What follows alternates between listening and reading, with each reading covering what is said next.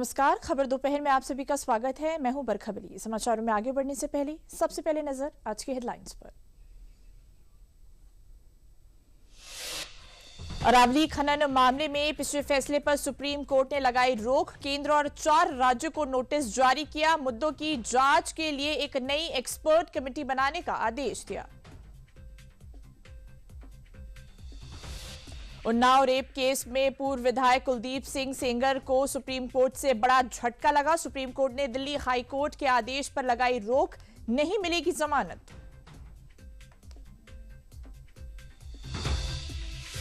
कानपुर के जीएसवीएम में जिंदा मरीज को मृत घोषित करने के मामले में डिप्टी सीएम ब्रजेश पाठक ने बड़ी कार्रवाई की। घटना के लिए जिम्मेदार जूनियर डॉक्टर, स्टाफ नर्स और वार्ड आया सहित 3 लोगों को किया निलंबित। प्रयागराज में 3 जनवरी से शुरू होने वाले माघ मेला 2026 की तैयारियां अंतिम चरण में है। संगम नगरी में माघ मेले को लेकर जिला प्रशासन और मेला प्राधिकरण ने सभी व्यवस्थाओं को अंतिम रूप देना शुरू कर दिया है। राम मंदिर में रामलला प्राण प्रतिष्ठा की दूसरी वर्षगांठ का उत्सव कल से होगा शुरू। अयोध्या जिलाधिकारी निखिल टीकाराम फुंडे ने बताया कि 31 दिसंबर 2025 को मुख्य कार्यक्रम में रक्षा मंत्री राजनाथ सिंह और मुख्यमंत्री योगी आदित्यनाथ शामिल होंगे। और प्रदेश में बढ़ती ठंड और भीषण शीतलहर के मद्देनजर मुख्यमंत्री योगी आदित्यनाथ ने अधिकारियों को विशेष निर्देश दिए। सभी स्कूलों को 1 जनवरी तक बंद रखने, रैन बसेरों और अलाव की व्यवस्था सुनिश्चित करने के आदेश दिए। तो समाचारों की शुरुआत करते हैं। अरावली मामले में अपने ही फैसले पर सुप्रीम कोर्ट ने रोक लगा दी है। सुप्रीम कोर्ट ने कहा, पिछले आदेश पर फिलहाल अमल नहीं। सीजेआई के बेंच ने नई समिति गठित करने का आदेश दिया है। इसके साथ ही विशेषज्ञों की राय पर विचार किया जाना चाहिए, ऐसा कहा गया है। कोर्ट ने केंद्र और 4 राज्यों को नोटिस भी जारी किया है।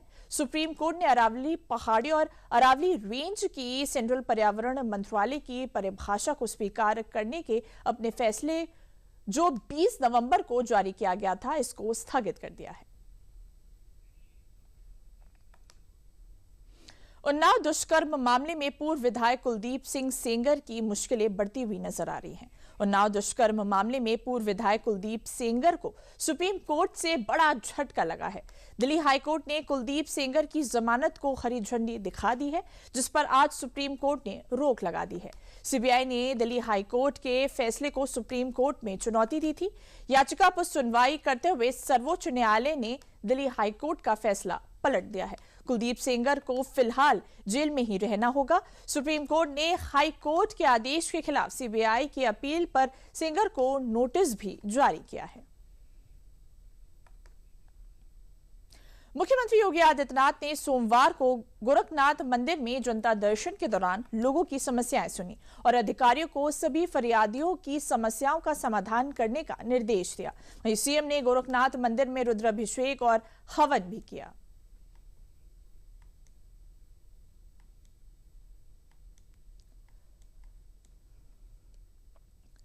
खबर कानपुर से है, जहां जीएसवीएम मेडिकल कॉलेज में जिंदा मरीज को मृत घोषित करने का गंभीर मामला सामने आया है। लापरवाही पर डिप्टी सीएम ब्रजेश पाठक ने सख्त कार्रवाई करते हुए जूनियर डॉक्टर, नर्स और वार्ड आया को निलंबित कर दिया है। मामले की जांच के लिए 3 सदस्यीय कमेटी गठित की गई है, जिसे 3 दिन में रिपोर्ट देनी होगी। क्या है पूरा मामला, आइए ग्राफिक्स के माध्यम से समझने की कोशिश करते हैं। तो देखिए, कानपुर का ये पूरा मामला है। जीएसवीएम मेडिकल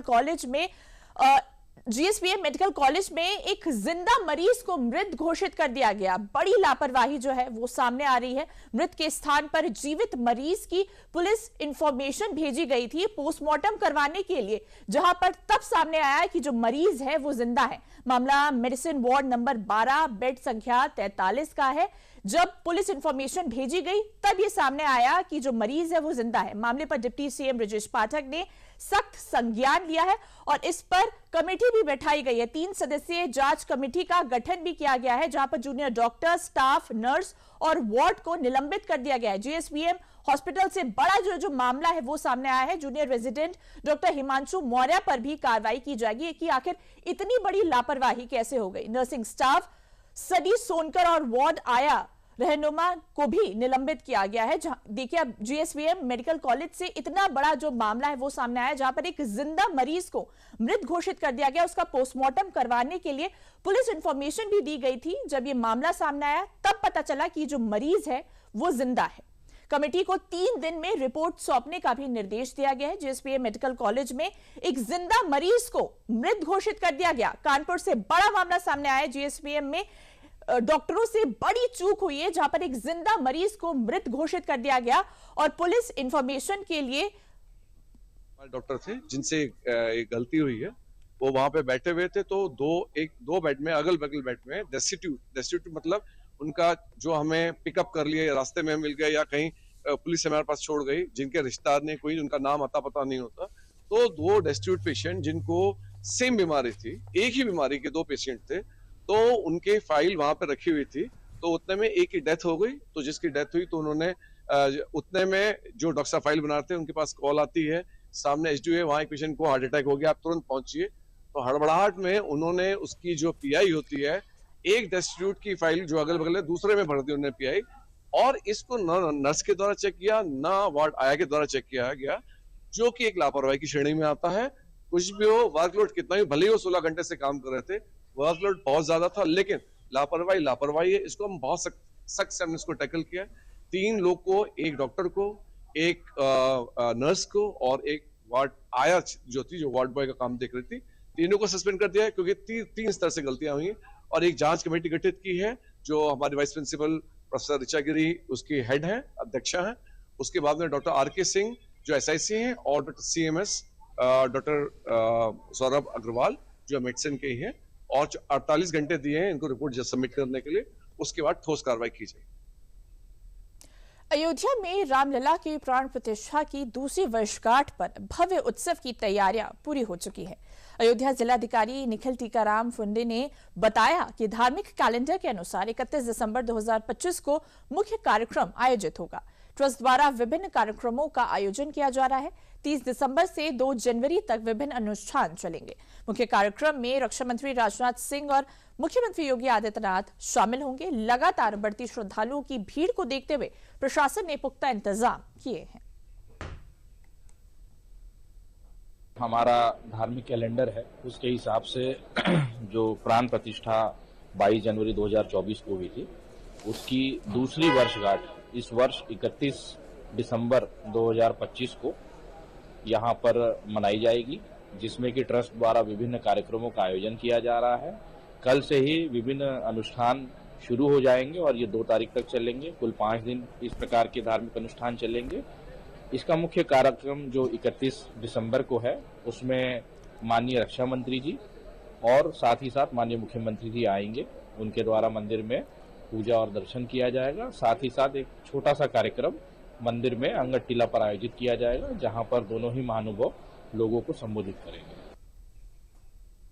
उत्तर प्रदेश में लगातार गिरते तापमान और घने कोहरे के कारण जनजीवन पूरी तरह प्रभावित हो रहा है। सुबह और देर रात ठंड का प्रकोप ज्यादा देखने को मिल रहा है। इसी को ध्यान में रखते हुए मुख्यमंत्री योगी आदित्यनाथ ने शिक्षा विभाग को निर्देश दिए हैं कि छात्रों की सेहत से कोई समझौता ना किया जाए और स्कूलों को अस्थायी रूप से बंद रखा जाए। सीएम योगी के निर्देश के बाद प्रदेश भर में नर्सरी से लेकर कक्षा 12 तक के सभी विद्यालय को 1 जनवरी तक बंद रखने का आदेश जारी किया गया है, जिसमें आईसीएसई, सीबीएसई, यूपी बोर्ड सहित अन्य बोर्ड शामिल हैं। सीएम योगी ने अधिकारियों को आदेश जारी करते हुए कहा है कि सभी अधिकारी क्षेत्र भ्रमण पर रहेंगे, कंबल और अलाव की व्यवस्था सुनिश्चित करेंगे। इसके साथ ही सभी रैन बसेरों में आवश्यक व्यवस्था सुनिश्चित करने का भी आदेश जारी किया गया है। दिसंबर के अंत में पड़ रही कड़ाके की ठंड में गरीब और बेसहारा लोगों को राहत देने के लिए प्रदेश भर में शेल्टर होम संचालित किए जा रहे हैं। वहीं जनपद मुरादाबाद में भी कई निःशुल्क रैन बसेरों का संचालन किया जा रहा है, जहां जरूरतमंद महिला और पुरुष गर्म साफ सुथरे रजाई और गद्दों में रात बिता रहे हैं। ठंड भरी रातों में सुरक्षित और निःशुल्क आश्रय ने लोगों को राहत दी है। रैन बसेरों की बेहतरीन व्यवस्था और अलाव से लोग संतुष्ट हैं। रैन बसेरों में रह रहे लोगों का कहना है कि पहले ठंड में रात काटना मुश्किल था और रैन बसेरों से बड़ी राहत मिली है। ये मुख्यमंत्री योगी आदित्यनाथ की जन कल्याणकारी सोच का ही परिणाम है। मैं स्टेशन के पास जो रैन बसेरा है मैं उसमें रुका हुआ हूँ। कैसी व्यवस्था है यहाँ पर कि आपको स्टेशन पर मिलना है? नहीं, व्यवस्था मुझे अच्छी लगी, काफ़ी अच्छी व्यवस्था लगी। मेहनत कर रहे हैं भाई, सरकार मेहनत कर रही है, व्यवस्था मुझे अच्छी लगी। यहाँ पर बिस्तर लिहाफ गद्दे कैसे हैं? बिल्कुल साफ सुथरे, एकदम फरिया, फर्स्ट क्लास गद्दे। मैं गाजियाबाद का रहने वाला हूँ। मैं रुका हुआ हूँ इस टाइम मुरादाबाद स्टेशन के पास रैन बसेरे में। व्यवस्था तो बढ़िया है, लिहाफ वगैरह गद्दे वगैरह तो बिल्कुल बढ़िया है, साफ है, रहने का सुविधा बढ़िया है। उत्तर प्रदेश मुरादाबाद में सर, रैन बसेरा में कैसी व्यवस्था है यहाँ पर? व्यवस्था बहुत फैसिलिटी अच्छा है सर। इसमें लिहाफ बिस्तर सब कुछ ठीक है सर, और साफ सफाई भी है। कम से कम 1000 रुपया खर्चा होता है सर।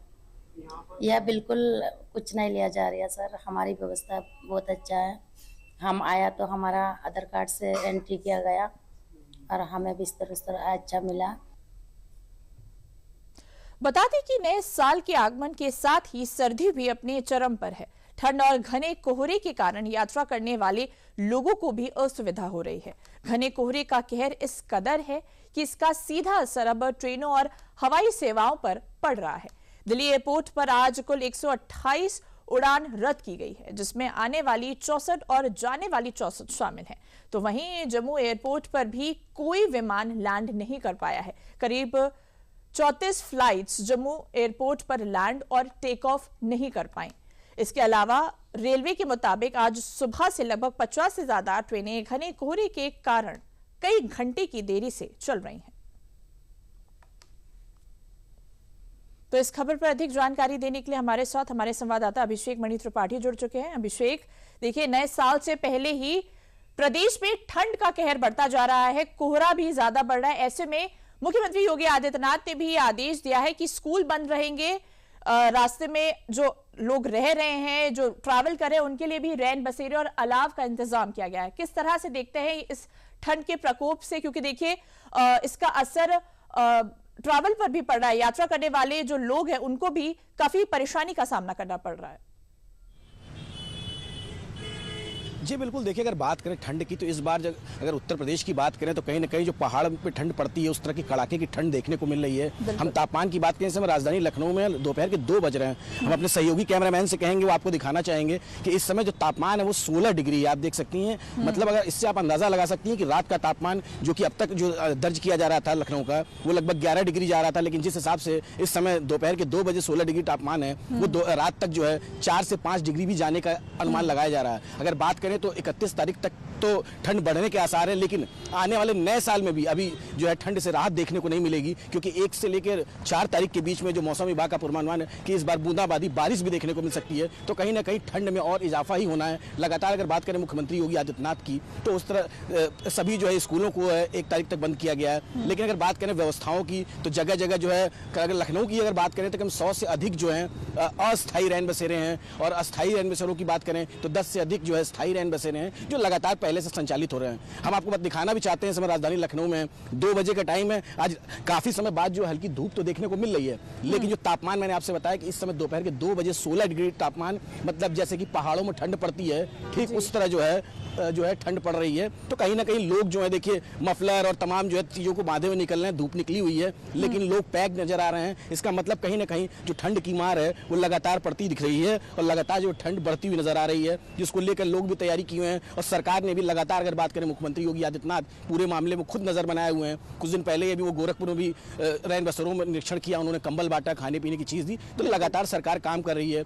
बात करें तो यातायात की, ट्रेन की बात करें, फ्लाइट्स की बात करें तो लगभग 4 दर्जन से ज्यादा ट्रेनें प्रभावित हैं। रेलवे की बात करें, एयर इंडिया, इंडिगो, तमाम दिल्ली से लेकर तमाम कनेक्टिंग फ्लाइट्स जो हैं वो भी डिले चल रही है, क्योंकि विजिबिलिटी 0 है। तो ट्रेनों को कोई हादसा ना हो, इसके लिए भी देर हो रही है। 1 घंटे से लेकर 9 घंटे तक ट्रेनें लेट चल रही हैं। तो लगातार जो है ठंड की मार देखने को मिल रही है। जी बिल्कुल अभिषेक, क्योंकि देखिए अभी धूप तो निकली है, लेकिन वो गलन वाली ठंड अभी भी है, और सुबह और रात को कोहरा भी पड़ा है, जिसकी वजह से यातायात प्रभावित हो रहा है। किस तरह से यात्रियों को इसकी मुश्किलें झेलनी पड़ी है, क्योंकि देखिए 8-8, 9-9 घंटे देर से ट्रेनें चल रही हैं, फ्लाइट्स भी देर से चल रही है। इसका असर यात्रियों को कितना पड़ा है, खासकर कनेक्टिंग फ्लाइट्स और कनेक्टिंग ट्रेन जैसे है, लोगों को रेलवे स्टेशन पर भी और एयरपोर्ट पर भी ज्यादा से ज्यादा समय बिताना पड़ रहा है। जी बिल्कुल, देखिए अगर बात करें तो सरकार लगातार व्यवस्थाएं कर रखी है। अगर रेलवे स्टेशन की बात करें, चारबाग रेलवे स्टेशन लखनऊ में है, ऐशबाग रेलवे स्टेशन है, गोमती नगर रेलवे स्टेशन है, जगह जगह लोगों के रुकने के लिए, जैसा कि मैंने बताया, लगातार सरकार के निर्देश हैं, लोगों को इस तरह की दिक्कत ना आए। चूंकि लगातार अचानक से ठंड बढ़ने की वजह से व्यवस्थाएं तो की गई हैं, ट्रेन लेट हो रही हैं, लेकिन जो यात्रियों को जिनको अति आवश्यक है उनसे ही कहा गया है, निर्देश भी जारी किए, एडवाइजरी जारी की गई है कि बहुत आवश्यक हो तभी निकले, क्योंकि ये आने वाले 24 से 72 घंटे तापमान में ज्यादा गिरावट देखने को मिलेगी और कोहरा भी लगातार बढ़ता जा रहा है। तो कहीं ना कहीं लोगों के लिए व्यवस्थाएं तो की गई हैं, लेकिन जिनको आवश्यक है वो सफर करेंगे, उसको ध्यान में रखते हुए सरकार लगातार व्यवस्थाएं करा रही है। जैसा कि बात की कनेक्टिंग फ्लाइट्स जो कि लखनऊ के होकर जाती हैं, इस तरह की तमाम कनेक्टिंग फ्लाइट्स भी हैं। जो एयर इंडिया की बात करें, इंडिगो की बात करें, वो लेट चल रही हैं। रेलवे का मैंने आपको बताया करीब 4 दर्जन से ज्यादा ट्रेनें लेट चल रही हैं, जो कि 1 घंटे से लेकर 9 घंटे तक की देरी चल रही हैं। तो लगातार उन जगह भी व्यवस्थाएं की हैं, लोगों के लिए जगह जगह रैन बसेरे, अस्थायी रैन बसेरों की व्यवस्था की गई है, अलाव की व्यवस्था की है। लगातार नगर निगम से लेकर सभी अधिकारियों को अलर्ट मोड पर रखा गया है कि किसी को किसी तरह की कोई दिक्कत ना हो। क्योंकि ये मौसम है, अचानक से बदलाव देखने को मिल रहा है, तो कहीं ना कहीं सरकार अपनी तरफ से तैयारी कर रखी है। लेकिन आम जनता को भी इस बात का ध्यान रखना है कि अगर बहुत आवश्यक हो तभी इस तरह की जो है सफर करें। और साथ साथ अगर बात करें, हाईवे पे लगातार एक्सीडेंट देखने को मिलते हैं। कुछ दिन पहले अभी एक हादसा हुआ जिसके बाद से एडवाइजरी जारी की गई कि 40 से 50-60 किलोमीटर से ज्यादा स्पीड से अगर एक्सप्रेस वे की बात करें वहां भी गाड़ी न चलाएं। तो लगातार सतर्कता बरतने की जरूरत है। जी बिल्कुल अभिषेक, 1 तारीख तक स्कूल को बंद कर दिया गया है इस लिहाज से कि ठंड बढ़ रही है और कोहरे का प्रकोप भी ज्यादा बढ़ा है। मौसम विभाग का क्या कहना है कि क्या अगले 24 से 48 घंटे में किस तरह से कुछ बदलाव देखने को मिलेगा, क्योंकि अभी तो ये सामने आ रहा है कि 1 जनवरी तक ये ठंड कम नहीं होने वाली। जी बिल्कुल, देखिए मौसम विभाग ने 24 घंटे से लेकर 72 घंटे मतलब आने वाले 31 तारीख से 1 तारीख तक के आसपास जो अलर्ट जारी किया है। क्योंकि आप बात करें उत्तर प्रदेश की, हम बात करते हैं तो अधिकांश, अगर पूर्वांचल की बात करते हैं, गोरखपुर, देवरिया, कुशीनगर, बनारस, इलाहाबाद, चाहे पश्चिमी उत्तर प्रदेश की बात करें, तो ठंड लगातार बढ़ती जा रही है और विजिबिलिटी 0 होती जा रही है, जिसको देखते हुए मुख्यमंत्री योगी आदित्यनाथ ने स्कूलों को बंद किया है। लेकिन अगर मौसम विभाग की जहां तक आपने बात बोला, तो उन्होंने पहले ही अलर्ट जारी कर रखा है। कई ऐसे जिले हैं जहां पर येलो अलर्ट जारी है। तो लगातार जो बात कही जा रही है, 1 तारीख के बाद से भी अभी मौसम की मार नए साल में लोगों को झेलने को मिलेगी, क्योंकि ठंड बढ़ने के आसार हैं। क्योंकि अगर बारिश होती है तो कहीं ना कहीं ठंड और गलन और बढ़ेगी। और अभी से स्थिति ये है कि जैसे पहाड़ की तरह कड़कड़ाते की ठंड होती है, हड्डी तोड़ ठंड बोली जाती है, वो उत्तर प्रदेश में देखने को मिल रही है। जी बिल्कुल अभिषेक, किन किन जिलों में ज्यादा आप खतरा देखने को मिल रहा है? रेड अलर्ट और ऑरेंज अलर्ट जारी किया गया है और वहां पर ज्यादा एडवाइजरी जारी की गई है, क्योंकि देखिए पहाड़ी इलाकों पे सबसे ज्यादा इसका प्रकोप देखने को मिल रहा है। जी बिल्कुल, देखिए अगर सीमावर्ती क्षेत्रों की बात करें तो हम सीतापुर, रायबरेली, पीलीभीत, अगर इस बेल्ट को पकड़ते हुए नेपाल बॉर्डर पकड़ते हुए सिद्धार्थनगर, गोरखपुर, देवरिया और इलाहाबाद की बात करें, आपका क्या कहते हैं बनारस की बात करें, इन सब क्षेत्रों में जो अयोध्या का रूट है, इन सब जगहों पे जो है येलो अलर्ट जारी है। क्योंकि लगातार जो है कोहरा, क्योंकि तराई बेल्ट बोला जाता है, पहाड़ से नजदीक है, उत्तराखंड से नजदीक है, एक पोर्शन जो है गोरखपुर का वो नेपाल से टच करता है। तो कहीं ना कहीं जो है लगातार जो है ठंड का जो पश्चिमी उत्तरी विभोग की बात कही जाती है, वो इधर देखने को मिल रहा है। लगातार ठंड बढ़ती नजर आ रही है। इन जिलों में खास करके येलो अलर्ट जारी किया गया है। लेकिन अगर हाल फिलहाल की बात करें तो उत्तर प्रदेश के 75 जिले में लगभग 55 जिले ऐसे हैं जिसमें येलो अलर्ट जारी है। तो कहीं ना कहीं मौसम में तब्दीली देखने को मिल रही है। जैसा कि मैंने आपको शुरुआत में ही दिखाया कि 16 डिग्री टेम्परेचर दोपहर के 2 बज रहे हैं, और जबकि आज काफी दिनों बाद लखनऊ में धूप देखने को मिल रही है, लेकिन ठंड में कोई भी कमी देखने को नहीं मिल रही है। ठंड ठीक वैसे ही है, उसी तरह की कड़कड़ाती ठंड है। क्योंकि पश्चिमी जो हवा बोली जाती है, जो पछुआ हवा बोली जाती है पूर्वांचल में, वो कहीं ना कहीं चल रही है। हवा की वजह से और जो है गलन और ठंड बढ़ी हुई है। जी बिल्कुल अभिषेक, इन तमाम जानकारियों के लिए आपका बहुत बहुत धन्यवाद। तो समाचारों में आगे बढ़ते हैं। अयोध्या में आयोजित प्रदेश स्तरीय महापौर सम्मेलन में शहरी विकास और नवाचारों पर गहन मंथन हुआ। सम्मेलन में प्रदेश भर के महापौरों ने अपने नगरों के सफल प्रयोग साझा किए और उन्हें अपनाने का संकल्प लिया। अयोध्या के महापौर महंत गिरीशपति त्रिपाठी ने कोयला मंडी के विस्थापन, नगर के भव्य प्रवेश द्वार, राम की पैड़ी पर नृत्य दीपावली, 3 शिफ्ट में स्वच्छता व्यवस्था, ऑटोमेटिक स्वीपिंग मशीन और हर घर सरयू जल योजना जैसे नवाचारों की जानकारी दी। बरेली महापौर उमेश गौतम ने बरेली के नाथ कॉरिडोर और पर्यावरण संरक्षण नवाचार साझा किए। कानपुर, झांसी, लखनऊ, सहारनपुर, मुरादाबाद और गोरखपुर के महापौरों ने भी विकास मॉडल प्रस्तुत किए।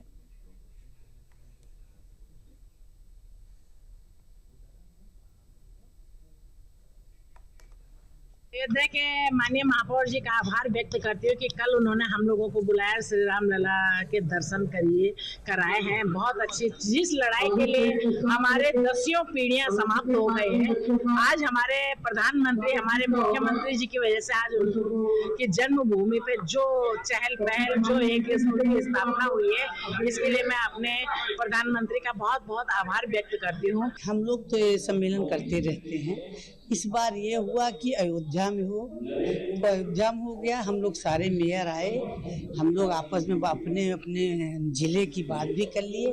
और कल मैं इस मेयर को धन्यवाद देना चाहती हूँ यहाँ के, कि जिन्होंने हम लोगों को कल ही सरजू आरती, कनक भवन और हनुमानगढ़ी, हनुमान जी के दर्शन और रामलला के दर्शन कराए। इससे बड़ी बात क्या है, हम लोग तो 11 बजे तक इसी में रहे।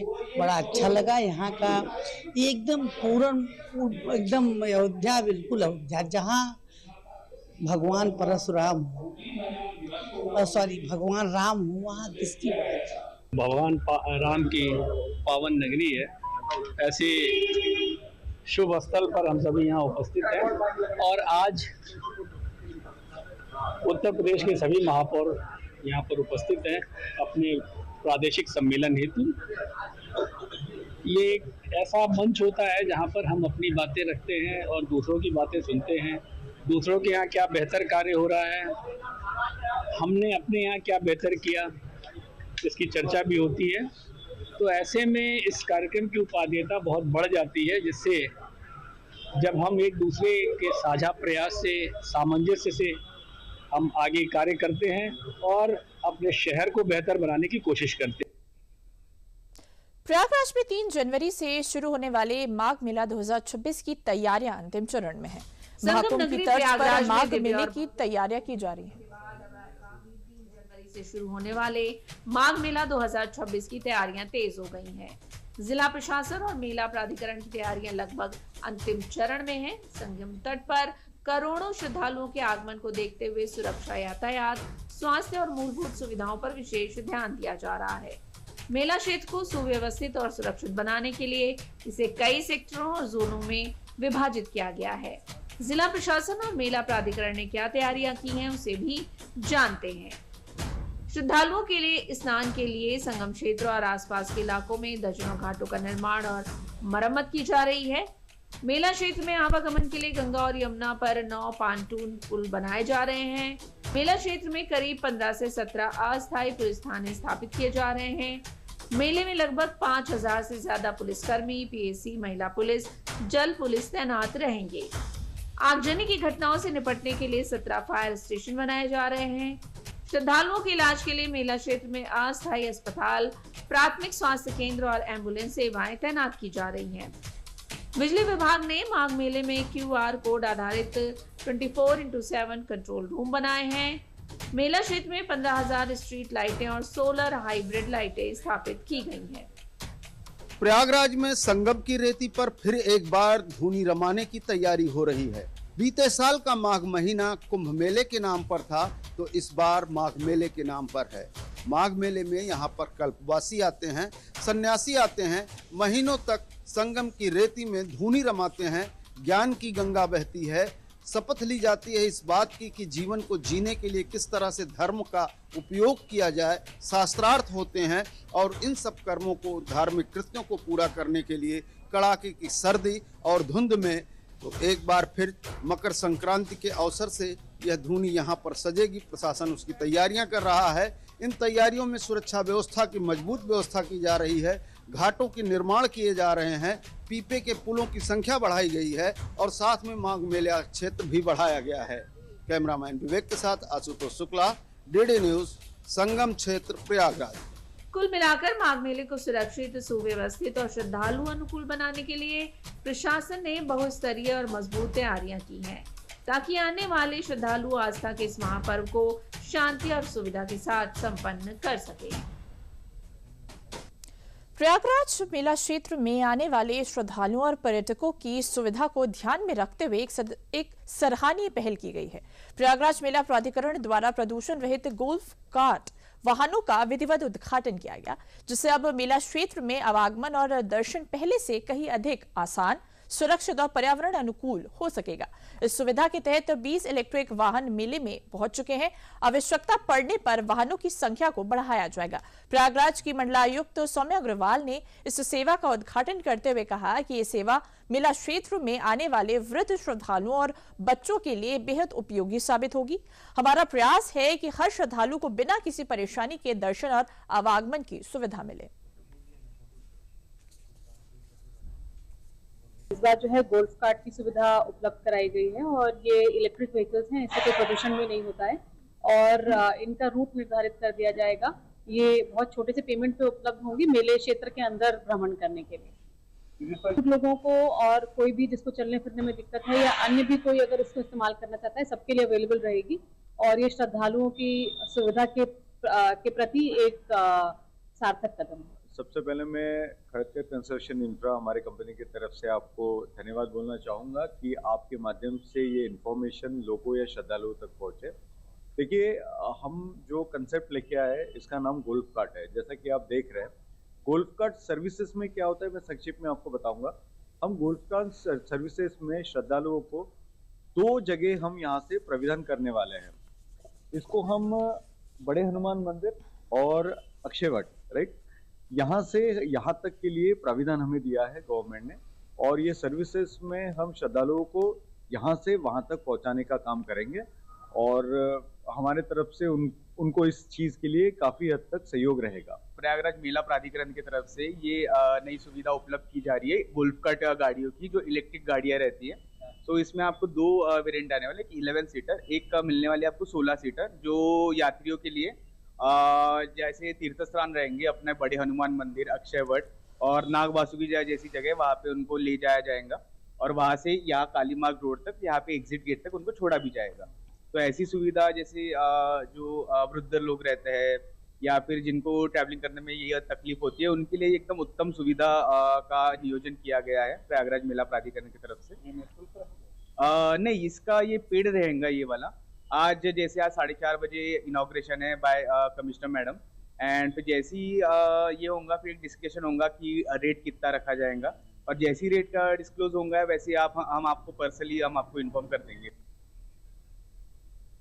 दुबई में 7वीं roll ball world cup championship 2025 में आगरा की बेटी प्राची पचौरी के शानदार प्रदर्शन से भारत ने विश्व कप ट्रॉफी पर कब्जा किया है। भारतीय महिला रोल बॉल टीम ने खिताबी मुकाबले में केन्या को 3-2 से हराकर विश्व विजेता बनने का गौरव हासिल किया है। विश्व कप ट्रॉफी जीतने के बाद पहली बार आगरा पहुंचने पर प्राची पचौरी का फूल मालाओं से भव्य स्वागत किया गया। The player of role ball sports association की ओर से प्राची पचौरी के आगमन पर स्वागत के लिए शहर में रोड शो निकाला गया, जहां जगह जगह प्राची का पुष्प वर्षा कर भव्य स्वागत किया गया। इस दौरान खुली जीप पर सवार होकर प्राची पचौरी ने सभी का हाथ हिलाकर अभिवादन किया। Champion Prachi Pachauri role ball world cup में खेलने के लिए पिछले 10 साल से मेहनत कर रही थी। प्राची ने अपनी सफलता का श्रेय कोच सुमित पराशर, अपनी मां साधना और पिता दिग्विजय पचौरी को दिया है।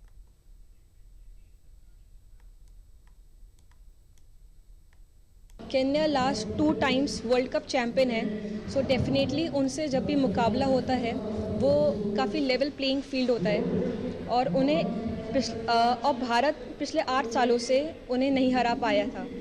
तो इस साल 3-2 के स्कोर से हमने केन्या को हराया। काफ़ी खुशी का माहौल है, मेरा काफ़ी अच्छा वेलकम हुआ है और सभी काफ़ी खुश हैं। अभी अक्टूबर में सीनियर नेशनल टूर्नामेंट हुआ था जिसमें हमने राजस्थान जो 3 साल की विनर थी उसको हराया था, जहां भी प्राची ने एक द वॉल की तरह काम किया था और एक भी गोल ना खाते हुए फाइनल मैच में 3-0 से हमने राजस्थान को हराया और हम वहां पर गोल्ड मेडलिस्ट थे। वहीं से प्राची का सिलेक्शन इंडिया टीम के लिए हुआ, जो दुबई में आयोजित होने वाला 7वां वर्ल्ड कप था और जो 14 से 18 दिसंबर को दुबई में आयोजित हुआ। वहाँ पे प्राची ने पहला मैच इंडिया 25-0 से जीती थी। उसके बाद सेमीफाइनल में जो प्राची है उसने बहुत अच्छी कीपिंग का नज़ारा दिया और इंडिया को और ईरान के अगेंस्ट हम लोगों ने 3-0 की ईरान को शिकस्त दी। उसके बाद हम लोग फाइनल में केन्या से हमारा मैच हुआ। केन्या के अगेंस्ट बहुत टफ मैच हुआ, स्टार्टिंग में 1-1 हुआ, उसके बाद प्राची ने बहुत अच्छे सेव किए जिस वजह से आज भारत स्वर्ण पदक दुबई में वर्ल्ड कप में लेकर आया है। तो समाचारों में अभी के लिए बस इतना ही। मुझे दीजिए इजाजत। नमस्कार।